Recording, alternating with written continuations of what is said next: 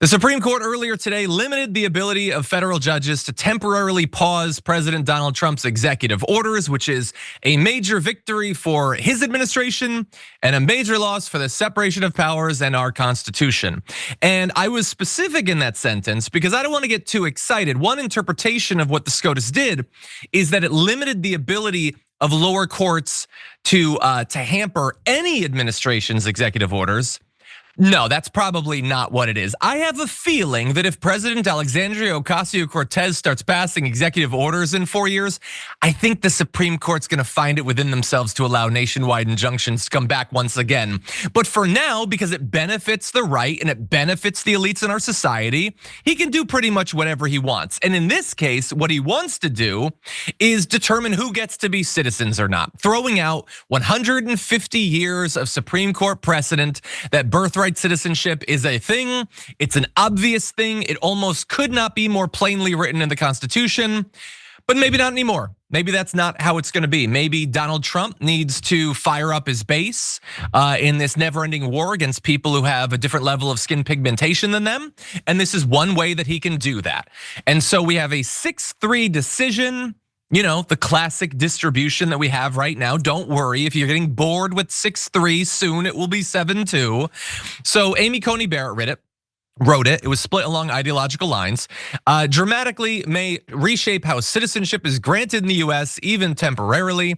The ruling means that the practice of extending citizenship to the US-born children of undocumented immigrants and some temporary residents and visitors would end in the 28 states that have not challenged the measure. And so what they decided to do, as they've done so often, the Supreme Court didn't come out and say Trump is right, birthright citizenship is unconstitutional. One reason they might have not said that is that that's insane.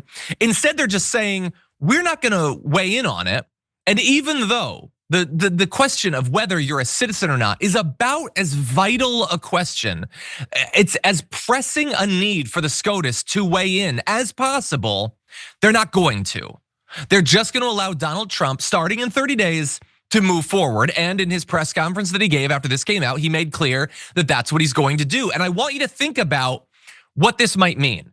The Supreme Court could come out tomorrow with an actual ruling on the merits of the case. It's extremely unlikely that that's going to happen. It's unlikely that it'll come out in the next 30 days. It could come out in 1 month, it could come out in 6 months, 2 years, or never. And in the meantime, they're just throwing their hands up and saying, who's to say who's a citizen or not? And so Donald Trump could decide that starting in 30 days, you're born here, you're not a citizen. Or maybe he decides to go further and says, you know what, if that's now the law, then it should have always been the law. And I'm gonna start rescinding citizenship, either in general or for anyone who does something I don't like. Maybe you participated in a protest, you wrote an op-ed or something, so I'm gonna snatch away your citizenship. They could totally do that. And then, based on that, he can and almost certainly will begin deporting people. So some kid born in 45 days that should be a citizen under precedent stretching back multiple generations will not be, and thus could be sent to El Salvador or South Sudan or Guantanamo Bay or Alligator Alcatraz. And then that's where they go, and maybe they survive, maybe they have persecution or torture, or they're left on the streets, left destitute, maybe they are abused or sexually assaulted or murdered.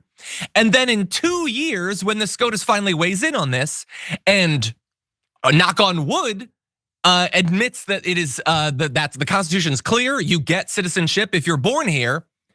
Well, then what? We bring them back? We try to right whatever wrongs to their lives, their psyche, or their bodies have been inflicted on them in the meantime?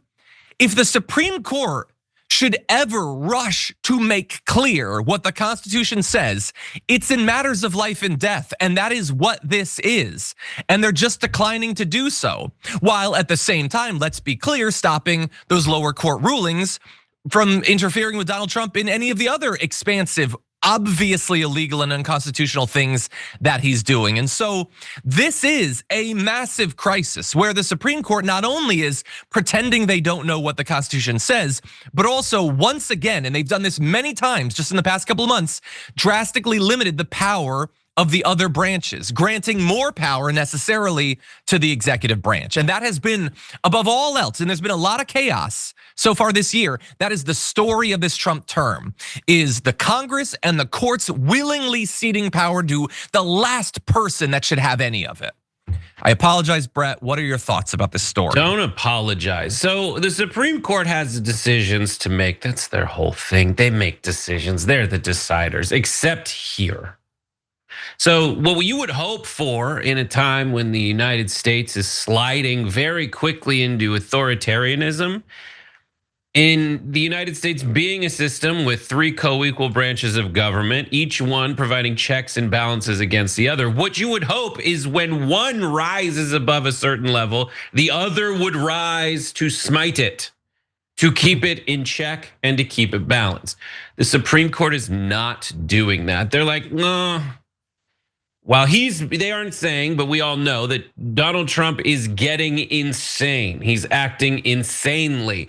Birthright citizenship couldn't be more clearly outlined in the Constitution and laws of the United States of America. He's doing some crazy stuff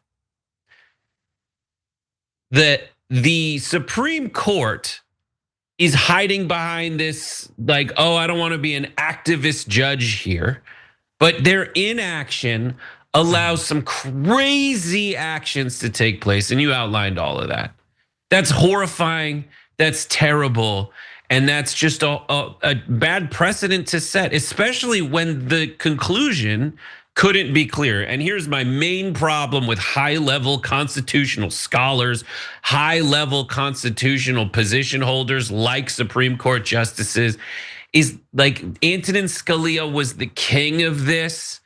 Who's the one that's like the OJ guy, who's the Harvard law professor that was, I forget his name, but like that guy, that dude, they get, their whole thing is to be like the clouds. I don't know if there's Aristophanes fans out here, the sophists, like these insane people who don't live on planet Earth. And when they're handing down their judgments, they are so not based in actual reality. They're so theoretical. They're so in la la land, but we take them as making sense because there's already people on the ground set up to run with them. Like Fox News is gonna say, this is great. We finally have passed the time of activist judges. And the politicians are like, thank goodness, now the judges will stay out of the way and we can do the thing that obviously the people who said people here born or naturalized, they must have meant not born, but not even naturalized because they're trying to unnaturalize Mamdani or Zoran. We're in crazy town, and it's the kind of crazy town that America should not represent. It should represent the opposite of this, and they should step up and be like, listen, obviously you're just doing racist stuff and trying to get rid of people's citizenship for no reason. Please leave. Yeah, they will say that this stops activist judges. If the judges should be active in anything, it's acknowledging when an out of control president has wildly and intentionally violated the Constitution. If they can't do that, then they can't or won't do anything at that point. And the issue that the right has always pretended to have with activist judges, I don't think this is their actual issue, but it's what they'd imply is, judges should not be standing in for law. They're not the legislature, and what they say in a ruling is not legislation. So thank God they've allowed, in this case, the president to take the place of legislation. That's what they're doing. Pam Bondi said in that press conference, no longer will we have rogue judges striking down President Trump's policies across the entire nation. Importantly, they're not policies. These are not laws that are being passed or proposed. These are royal decrees, the sort of thing that they complained so much about when Biden was doing it. Remember when Biden tried to cancel student loan debt and they acted as if that was him being a tyrant and the Supreme Court stopped that? Not just for the people in the lawsuit against it, as they now imply they will only do. They did it for everybody across the nation. And Fox said, thank God they've saved us. Weird how they've shifted so much. Of course, that was a grave injustice of relieving people of debt. This is just stripping millions of people of citizenship, potentially. It's kind of a tangential concern, I suppose. And again, man, I can't wait for the whiplash we're all gonna experience If and when AOC or hell, Pete Buttigieg becomes president in 2028, Fox News is gonna turn on a goddamn dime about nationwide injunctions from lower courts and all of that. Just wait and you'll see it. By the way, I just wanna say very briefly, and we have other things we have to get to. 28% of Americans support denying the children of immigrants citizenship. It's not even the MAGA base in total that believe. This is wildly unpopular, and also, what's that? That's so important what you just said. Thank you. It is. Pause and understand that. We do. It is wildly unpopular, and also many of you have been paying attention to politics for 1 year, 5 years, 10 years, maybe the Trump term.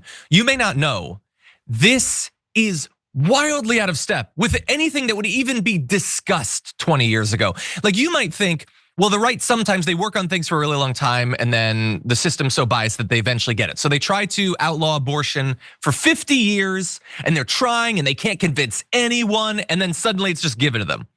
In this case, if you had tried to push for an end to birthright citizenship on Fox News in 2002, you'd be considered insane. Like maybe Lou Dobbs brought it up once or something.